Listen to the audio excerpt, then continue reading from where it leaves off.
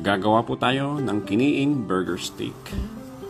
Ilagay po natin yung ating kiniing sa hot water para matanggal po yung sobrang alat. Mag-slice po tayo ng sibuyas. Chop po natin ng very fine. I-chop po tayo ng konting bawang, mga 4 na cloves. At konting onion mix.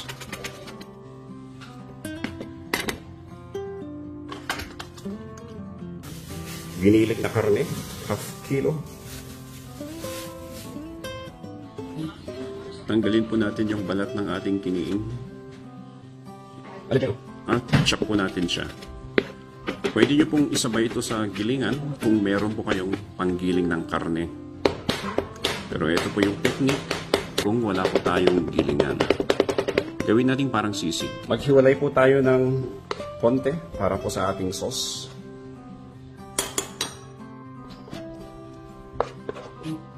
Pepper. Pwede po yung black pepper at meron tayong garlic powder. Lagyan po natin ng crushed na sky flakes or magic flakes para matanggal or ma-absorb yung extra na moisture.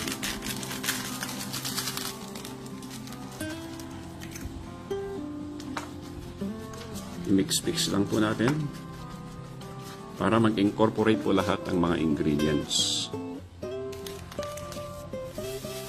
Gamit lang po yung ating kamay at plastic. Magbola po tayo ng 12 pieces. Approximately, nasa 80 grams po yan. Pitpitin po natin. Ito na po yung ating kiniing burger. Hindi pa po luto. Ilagay po natin siya sa chiller for at least 1 hour bago po natin siya iluto.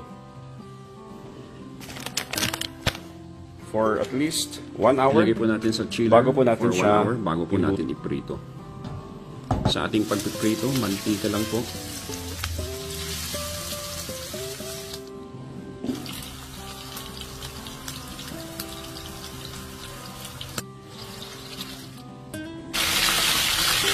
Brown po natin siya. Magpusta po tayo ng harina.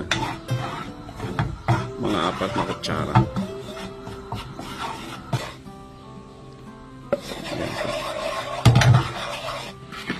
Pag napusta na po yung harina, biyakin po natin yung mga nagbuo-buo. Gawin na po natin yung sauce. Igisa po natin yung hiniwalay nating karne. Ilagay po natin yung ating pinustang harina. Ilagay po natin yung ating flour.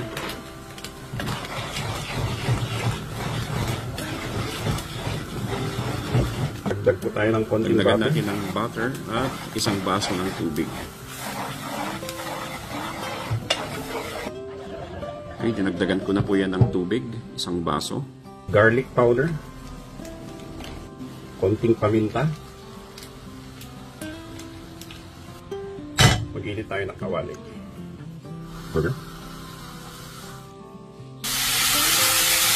Lagyan na po natin yung ating sauce.